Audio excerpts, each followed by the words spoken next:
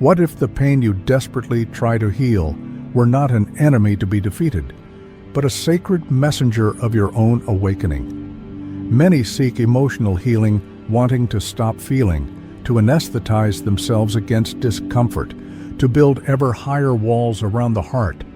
But what if feeling deeply, not fleeing, not resisting, but completely diving into the experience of emotion, were exactly the path to truly healing?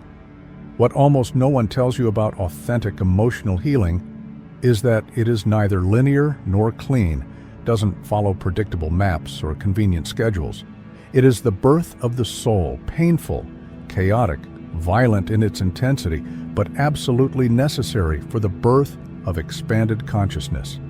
In the silence of each tear you shed, God is whispering directly to your heart, "I am teaching you to love precisely what still hurts." This is not divine cruelty, but profound pedagogy, because only by learning to love your own wounds do you develop the capacity to love unconditionally, to accept completely, to embrace the totality of human experience without judging anything as good or bad. The pain you carry is not punishment for past mistakes or evidence of your spiritual inadequacy. It is invitation, urgent invitation to finally look at the places within you that you spent decades avoiding. Today, you will discover what really happens during deep emotional healing, why the process seems to worsen before improving, and how to transform each difficult emotion into portal to higher dimensions of consciousness. You will understand that the attempt to escape pain only keeps it imprisoned within you, while the courage to completely enter it releases energy that was frozen in time. And here is the secret that will change everything. When you stop fleeing pain and finally turn to face it with total presence, it immediately begins to transform into light, not because you did something special, but because your own conscious attention is the alchemical fire that transmutes lead into gold. Paramahansa Yogananda taught that all pain is a lesson that love has not yet completely learned. Each wounded emotion you carry is vital energy, trapped in time, frozen in the moment of original trauma, patiently waiting to be illuminated by the light of mature consciousness. When you were a child and experienced rejection, abandonment, or betrayal, you didn't have psychological resources to completely process that experience, so you pushed it down, buried it alive, hoping it would disappear if ignored long enough. But unprocessed emotions never disappear. They simply hide in the shadows of the subconscious, governing your life in ways you don't consciously perceive. Each disproportionate reaction, each repetitive relationship pattern, each inexplicable sabotage of your own goals is actually these old emotions asking for recognition and release. Authentic emotional healing is not about erasing the past as if it never happened, but about finally liberating the vital energy that remained retained in those moments, frozen in time. Emotional suffering is the alchemical fire that transforms the soul from lead to gold, that burns the impurities of egoic identification and reveals the pure essence of consciousness that was always present, but obscured. This fire is not comfortable. No one voluntarily seeks it. But when you inevitably find yourself within it, the only way out is through. Trying to escape only prolongs suffering indefinitely, while crossing completely with courage and presence transmutes the very nature of pain. But what if each moment of intense emotional pain were actually a precious opportunity to release old karma, to heal wounds you carry for lifetimes, to finally complete cycles that kept you trapped in destructive patterns? What if the intensity of pain were proportional to the depth of transformation it is preparing? What few understand is that you cannot superficially heal deep wounds. Real healing requires going to the root, to the core where pain originated. And this necessarily involves feeling everything you spent decades avoiding. What you call emotional pain is actually the soul desperately trying to remember who it really is beyond all wounds and identities constructed around them. Each emotion you repressed for years, is a request for love that wasn't heard at the time, a legitimate need that wasn't recognized or met.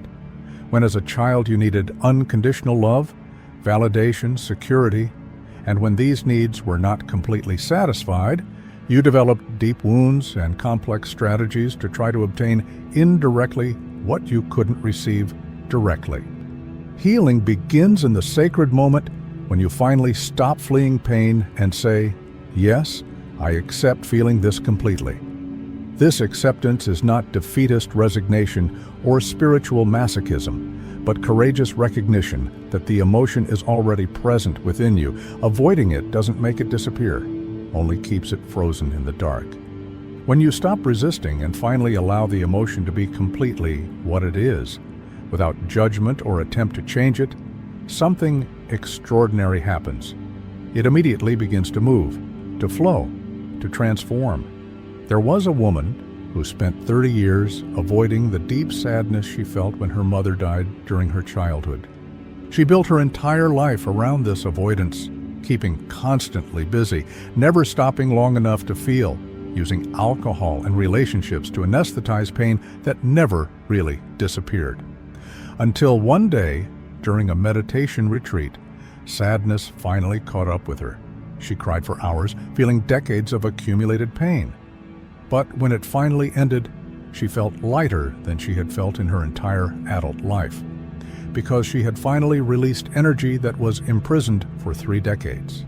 The essential practice is simple, but not easy.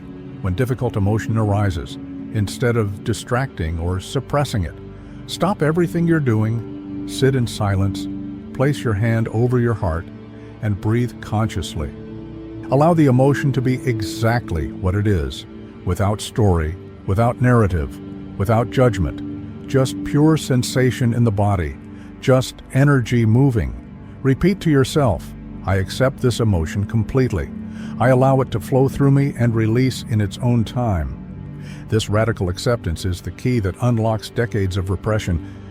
Emotional karma is the accumulation of uncomprehended reactions, of automatic responses you repeated so many times they became deeply rooted patterns operating completely outside your conscious control.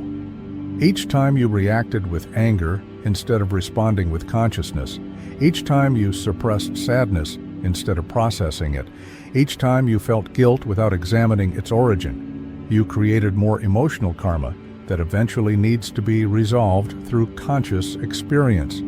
Anger, sadness, guilt, shame, all these difficult emotions are echoes of past experiences asking for reconciliation and integration. They are not enemies to be destroyed, but aspects of you that need to be recognized, embraced, and finally released through the light of compassionate consciousness. When you emotionally relive old experiences during the healing process, you're not regressing or losing progress. You're finally releasing energy that was frozen, completing cycles that were unfinished, healing wounds that were only covered but never really treated. The spiritual lesson hidden in each difficult emotion is specific and necessary for your evolution. Anger teaches about boundaries and self-assertion. Sadness teaches about acceptance and letting go. Fear teaches about trust and surrender. Guilt teaches about responsibility and self-forgiveness. When the lesson is finally learned through conscious experience instead of unconscious avoidance, the emotion dissolves naturally like mist under the rising sun of expanded consciousness. You don't need to force dissolution. It happens by itself when you stop feeding the emotion with resistance and story. But what if each negative emotion you experience were actually a fragment of divine light, temporarily obscured by erroneous interpretations? What if anger were blocked vital force? Sadness were unexpressed love. Fear were misinterpreted excitement. What almost no one dares consider is that there are no bad emotions. There are only emotions you haven't yet learned to feel completely without judgment, to experience fully without identification, to let flow through you without creating stories about what they mean. The person who hurts you most, who most irritates you, who most emotionally destabilizes you, is often the most precise and useful mirror life could offer. They're not doing something against you. They're revealing something within you that needs attention and healing. The qualities you most intensely reject in others are frequently the same qualities you repressed in yourself, that you judged as unacceptable and tried to eliminate from your conscious personality. The wounds that repeat in predictable patterns, always the same type of rejection, always the same type of abandonment, always the same type of betrayal, are showing you with surgical precision the exact point where self-love has not yet completely blossomed. You continue attracting these situations not because you're masochistic or have bad luck, but because your soul is insistently trying to call your attention to a primary wound that needs to be healed before you can advance to the next stage of your development. The closed heart fears feeling because it feels vulnerable, exposed, potentially destructive. But it is precisely in the courageous act of feeling completely, of opening to the total experience of emotion without trying to control or escape it, that the heart truly heals and strengthens. Vulnerability is not weakness as you were taught, but supreme strength that permits real intimacy, authentic connection, love that transcends ego's defenses. You don't need to intellectually understand pain to heal it. You need only to be present with it, witness it without judgment, allow it to express itself completely until it naturally exhausts itself and transforms. There was a man who repeated the same pattern in all relationships. He fell intensely in love, opened completely, and then was inevitably abandoned. After the fifth relationship that ended exactly the same way, he finally sought help. The therapist guided him to look deeply at the first time he experienced abandonment. His mother leaving him at daycare when he was 3 years old. That 3-year-old child never completely processed the pain of abandonment, so he continued creating situations where he could finally feel and release that old emotion. When he finally allowed the 3-year-old boy within him to cry completely, the pattern broke, and he could finally create a stable relationship. In deep Buddhism, emotional pain is recognized as the supreme teacher of detachment, dukkha, the first noble truth that teaches that all suffering comes from clinging to what cannot be permanently held. When you cling to people, situations, identities as if they were eternal, you inevitably suffer when they change or disappear. Emotional pain is urgent invitation to learn to love without grasping, to relate without possessing, to experience fully while recognizing the transitory nature of all forms. This detachment is not cold indifference, but compassionate wisdom that permits total joy without constant fear of loss. In traditional Hinduism, the emotional healing process is understood as emotional karma being burned by the growing light of expanded consciousness. Each difficult emotion you feel consciously, instead of repressing unconsciously, is literally dissolving old impressions, samskaras, that were deeply engraved in your psyche. The more you practice conscious presence with all emotions without identification or judgment, the more you purify the mental field until you eventually reach state of equanimity, sthita prajna, where you remain centered, regardless of which emotions arise and pass. In mystical Christianity, especially in the writings of St. John of the Cross and St. Teresa of Avila, intense emotional pain is called dark night of the soul, that period of apparently meaningless suffering in which the constructed ego must completely come apart so that the Christ within, your true divine nature, can finally be born. This dark night is not divine punishment or abandonment by God, but final purification, where everything false in you is burned in the fire of conscious suffering until only pure essence remains. In all authentic spiritual traditions, emotional healing is recognized as the soul's return to its original state of purity and integrity. You're not creating something new when you heal. You're removing layers of conditioning, trauma, and false identifications that obscured your essential nature that was always complete and never really wounded. Emotional pain is the process through which these layers are gradually dissolved until you finally recognize that what you really are was never touched by any of the experiences that seem so devastating to the personality.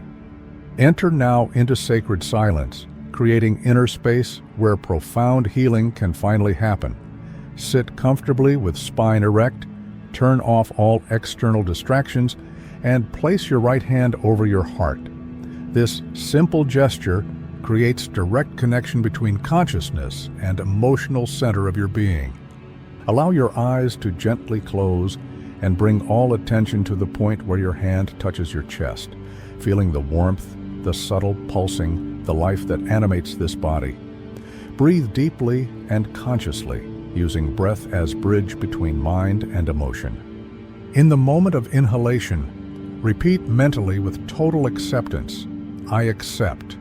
You're affirming your willingness to accept whatever emotion is present, whatever pain is asking for attention, whatever wound is ready to be healed. In the moment of exhalation, repeat, "I release."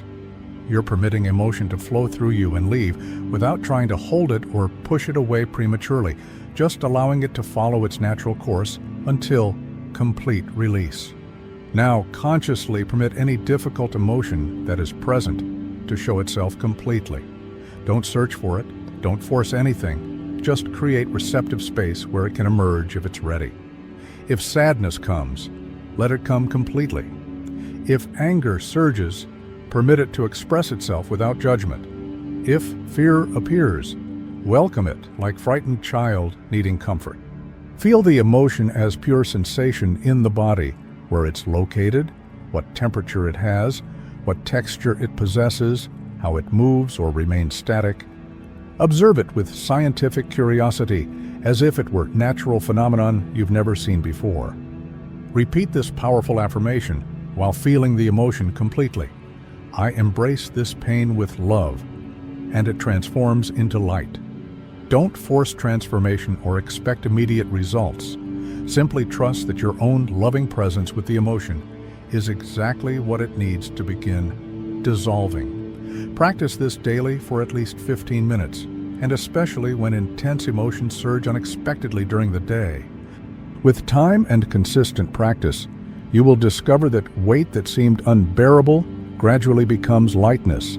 That pain that seemed eternal gradually transforms into peace.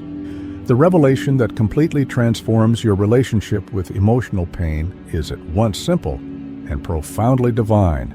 Pain is always blocked, love trying to flow again. Each emotional wound you carry is the place where love was prevented from circulating freely, where you closed your heart for fear of being hurt again, where you built defensive walls around legitimate vulnerability, where you decided it was safer not to feel than to risk feeling and suffering. What hurts in you now is not the emotion itself, but the resistance you maintain against it. Pure sadness, when completely permitted without resistance, flows through you in minutes and leaves renewed clarity in its wake. Pure anger, when consciously expressed without directing it against anyone, releases tremendous vital energy that was frozen.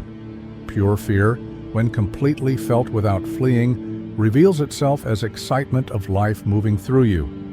It's only when you resist, when you try to push the emotion away, when you judge it as bad or wrong, and when you create stories about what it means, that suffering prolongs indefinitely. What was forgotten needs only to be remembered. The wounded child within you who never received the love she needed is simply asking for reconnection, not with external person who failed to love her adequately, but with you, yourself now, with the adult and conscious part of you that can finally offer the unconditional love that child always deserved. True emotional healing doesn't happen when you conquer pain through force of will or forced positive thinking, but when you finally love it with such completeness that it ceases to exist as something separate from you. It is reintegrated, embraced back into the totality of your being. But what if each tear you shed were actually the soul saying, "Now I'm finally ready to love without fear, to open without guarantees, to trust even after being betrayed"? What if willingness to feel pain deeply, were precisely what permits loving deeply. Because you cannot selectively protect yourself only against negative emotions without also diminishing your capacity to feel joy, love, and connection. What few realize is that the alternative to pain is not happiness, but numbness, and that once you choose to feel completely, you discover you can bear much more than you imagined, and that each wave of emotion, no matter how intense, eventually passes if you don't resist it. Instead of automatically fleeing when emotional pain arises, cultivate the sacred habit of stopping and asking, "What does this emotion want to teach me?" Each difficult feeling carries specific message about something in your life that needs attention, change, or deep acceptance. Anger may be signaling that your boundaries were violated and need to be reaffirmed. Sadness may be telling you it's time to let go of something you're holding with unnecessary force. Fear may be revealing attachment to controlling outcomes that are beyond your control. When something hurts you, and something will inevitably hurt because you're human, living in an imperfect world, observe the automatic reaction before acting on it. Breathe deeply 3 times, creating space between stimulus and response. Feel the emotion completely in the body without immediately discharging it through reactive words or actions. Ask yourself, is this proportional response to present situation, or am I reacting to something from the past? Am I feeling what's happening now, or am I reliving an old wound this situation activated?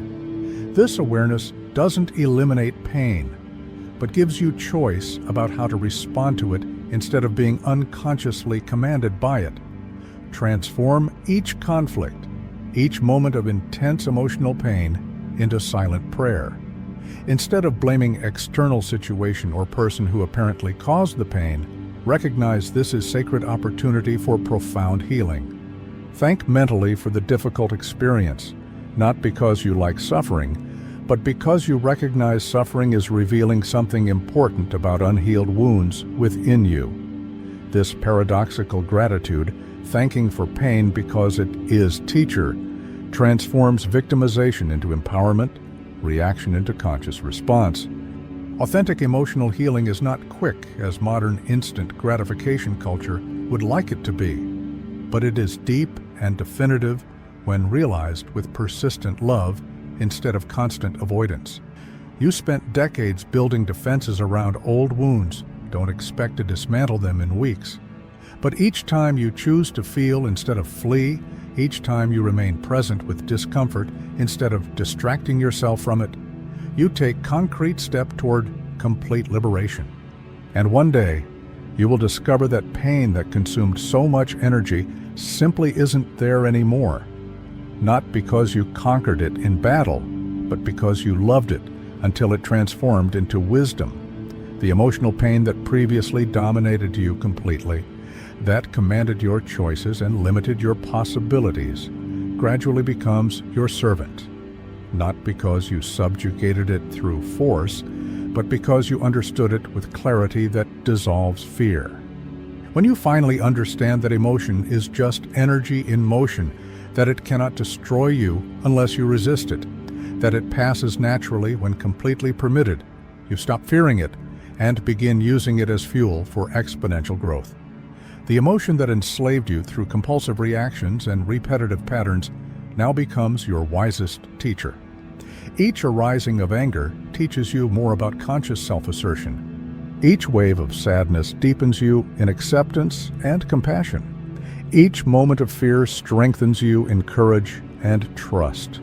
You cease being passive victim of emotional states and become active alchemists, transforming all experience, no matter how difficult, into opportunity for expansion of consciousness. You gradually become channel of divine love, viscerally understanding that feeling deeply is being fully human, and that healing yourself through conscious transformation of pain is being divine. There's no contradiction between humanity and divinity. Your humanity, with all its imperfections and vulnerabilities, is precisely the vehicle through which the divine manifests on this plane of existence. The healed one is not the one who never feels pain again, but the one who learned to instantly transform all pain into compassion, compassion for yourself and for all beings who suffer. But what if the final goal of emotional healing were not eliminating all pain, but developing capacity to be present with any emotion without being destroyed by it or defined by it?